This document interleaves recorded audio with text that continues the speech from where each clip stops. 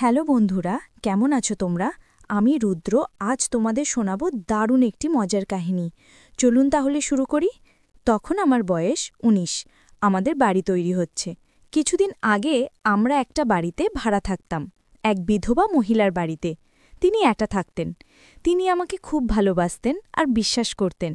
আমার ধারণা আমি দেখতে খুব একটা ভালো না, কিন্তু সকল মেয়েরা বলে আমি নাকি হ্যান্ডসাম। জানি না তারা কি দেখে আমার ভিতর। আমি বাড়ি মালিককে কাকিমা ডাকতাম। একদিন আমাকে ডেকে কাকিমা আমাকে বলল, রুদ্র, আমার এক বোন থাকে মুর্শিদাবাদে। অনেকদিন তার কাছে যাইনি, আমাকে একটু নিয়ে যাবে বাবা? আমি বললাম, অবশ্যই কাকিমা, যেই কথা সেই কাজ। রওনা হলাম তাকে নিয়ে মুর্শিদাবাদের উদ্দেশ্যে। ট্রেন থেকে নেমে থামলাম লালবাগে, মাসিমার বোনের বাড়ি। মাসিমার বোনও বিধবা। তার ২ মেয়ে আছে। কেয়ার বয়স ২০ বছর আর জুথি ১৮ বছরের। মাসিমাকে পেয়ে সবাই খুব খুশি। তার বোন তো বকবক করেই চলেছে। কেয়ার জুথিও কথা বলছে, কিন্তু আর চোখে আমাকে দেখছে। মাসিমা আলাপ করিয়ে দিল। এর নাম কিংসুক, নাম তমাল। শুনতে পেলাম জুথি বলছে, তমাল না মাল। কেয়া কথাটা শুনে মুচকি হেসে জুথিকে বলল, চেঙ্গিস খান। মুখে বলল, হাই তমালদা, ভিতরে আসুন। এইভাবে প্রথম আলাপ শেষ হল। দুপুরে খাওয়া দাওয়া শেষ হল। বাড়িটা দোতলা। মাসিমার আর্থারাইটিস, তাই নিচে থাকেন ২ মেয়ে। ওপরে ২ ঘরে থাকে। আমাকে কেয়া তার ঘরটা ছেড়ে দিয়ে জুথির রুম শেয়ার করল। মেয়েদের ঘরে একটা মেয়ে গন্ধও থাকে। আমি রুমে ঢুকে সেটা টের পেলাম। কেমন জানি অনুভূতি হলো। Single bed, reading table, attach bathroom, একটা আলনা, ওয়ার্ড্রোব আর একটা বইয়ের আলমারি। আমি আমার স্যুটকেস খুলে টাওয়েল আর পায়জামা বের করে বাথরুমে যাব ফ্রেশ হতে। দেরি হয়ে গেছে বলে আগেই লাঞ্চ করে নিয়েছি সবাই। এমন সময় কেয়া এসে বলল, আপনারা আসবেন, আগে জানতাম না তাই রুমটা ফাঁকা করতে পারিনি, একটু মানিয়ে নেবেন? বললাম, না না, আমার কোনো অসুবিধা হবে না। সন্ধেবেলা জুথি এসে বলল, চলুন তমালদা বেরিয়ে আসি। হাঁটতে হাঁটতে হাজারদুয়ারির দিকে গেলাম ২ বোনের সঙ্গে। কেয়া বাম পাশে আর জুথি আমার ডান দিকে হাঁটছে। একটু পরে একটা ফাঁকা জায়গা এলো। জায়গাটা অন্ধকার, আবছা আলো রয়েছে। অন্ধকারের সুযোগে জুথি আমার ডান হাতটা ধরল। আমার অস্বস্তি বোধ হওয়ায় ও টের পেলেও তবুও হাত ছাড়ল না। কেয়া বলল, তমালদার গার্লফ্রেন্ড কটা? বললাম, নেই। শুনে ২ বোনই হেসে উঠল। বলল, বিশ্বাস করি না। এই রকম কথা বলতে বলতে হেঁটে চলেছি। কিছুক্ষণ ঘুরে বাড়ি ফিরলাম। নিচে বসে সবাই চা খাচ্ছি। কেয়া বলল, আমি ফ্রেশ হয়ে আসি, বলে চলে গেল। আমরা গল্প করতে থাকলাম। কেয়া ফিরল প্রায় ১ ঘন্টা পর। হেসে বললাম, বাথরুমে ঘুমিয়ে পড়েছিলে নাকি? ও কিছু বলল না, শুধু হাসছে, কিন্তু ওর চোখমুখ কেমন জানি লাল হয়ে আছে। খুব ফ্রেশও লাগছে না। আরও কিছুক্ষণ গল্প করার পর আমি উঠলাম রুমে গিয়ে ফ্রেশ হব বলে। রুমে ঢুকে একটা মেয়ে গন্ধও পেলাম। বুঝলাম ফ্রেশ হতে কেয়া এই ঘরেই এসেছিল। বাথরুমে ঢুকে বুঝলাম কথাটা সত্যি। সালোয়ার কামাইজ আর পাশে ছোট পোশাক ঝুলছে। খুব অবাক হলাম। এগুলো তো ধুয়ে রাখার কথা, আর না হলে ও এখানে রাখবে কেন? নিজেকে সামলাতে পারলাম না। কাপড়গুলোতে পর্যবেক্ষণ করতে লাগলাম। দারুণ একটা সুগন্ধ আছে। হঠাৎ কে যেন দরজায় নক করল।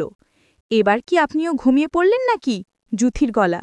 বলল, দিদি ওর কাপড় ফেলে গেছে, আমাকে নিতে পাঠিয়েছে। বললাম, আসছি, দাঁড়াও। তাড়াহুড়ো করে ফ্রেশ হয়ে বাইরে এলাম। দেখি জুথি দাঁড়িয়ে আছে। বেরোতে বলল, কি করছিলেন এতক্ষণ? কাকে ভেবে আদর করছিলেন? কান গরম হয়ে গেল। বললাম, ধুর, কি যে বলো, ও কিছু না, বলে কাপড়গুলো নিয়ে চলে গেল। এমন সময় কেয়ার গলা পেলাম। বলল, জুথি, তমালদাকে নিয়ে খেতে আয়, ডিনার রেডি। জুথি চমকে উঠে কাপড় ঠিক করে নিল। মুচকি হেসে বলল, ডাকাত।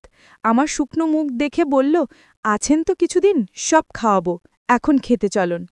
আমি চোখে মুখে জল দিয়ে খেতে গেলাম নিচে।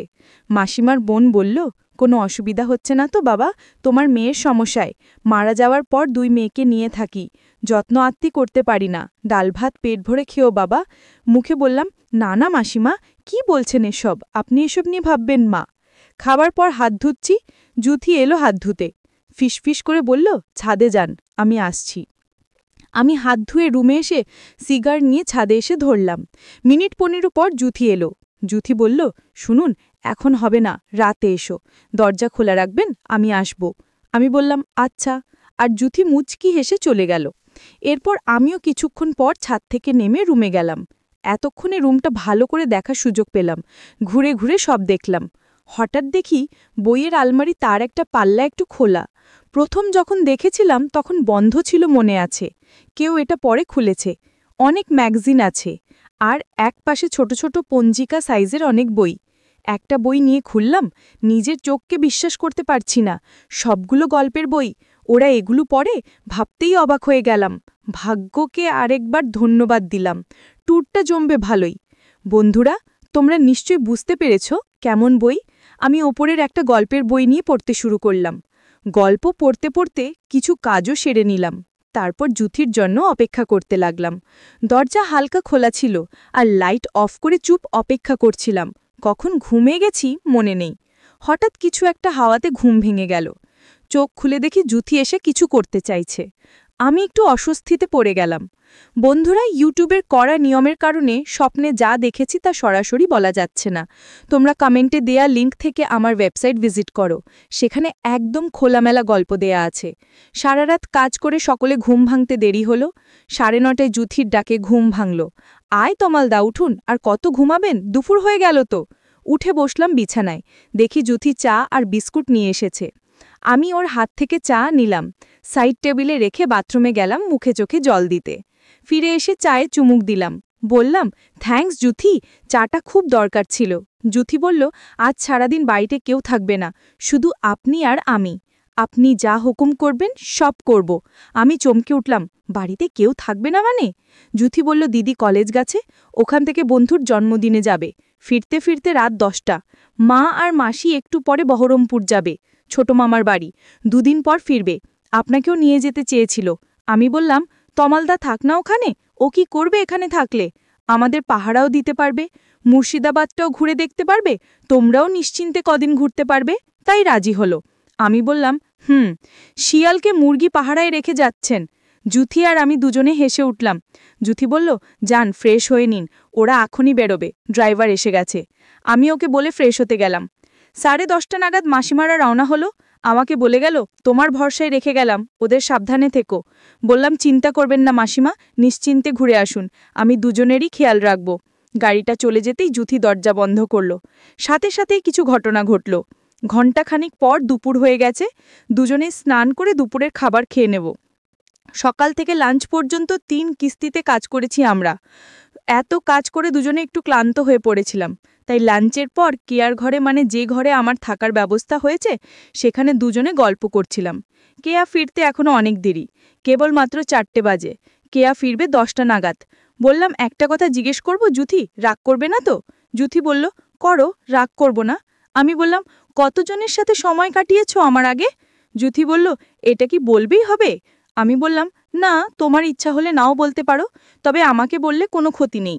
একটু চুট করে থেকে জুথি বলল, তোমার আগে 4 জনের সাথে সময় কাটিয়েছি। প্রথম সময় কাটিয়েছি আমার প্রাইভেট টিউটরের সাথে, আমাদের বাড়িতে পড়াতে আসতো সে।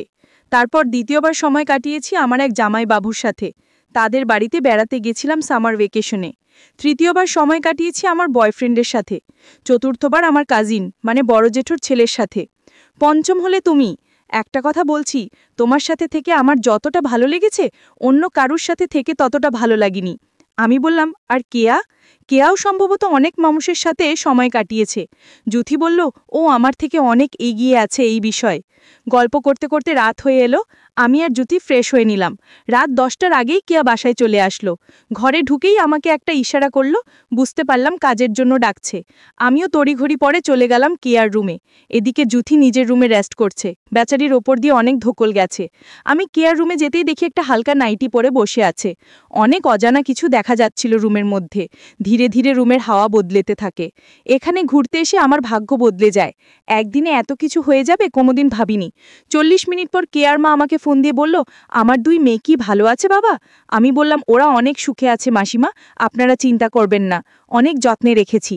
আমার কথাগুলো কেয়া শুনছিল আর মুচকি হাসছিল। এইভাবে ততদিন সময় কাটতে লাগলো যতদিন না তারা বাড়িতে আসছে। বন্ধুরা, আজকের গল্পের পর্বটি এখানেই শেষ করছি। ধন্যবাদ।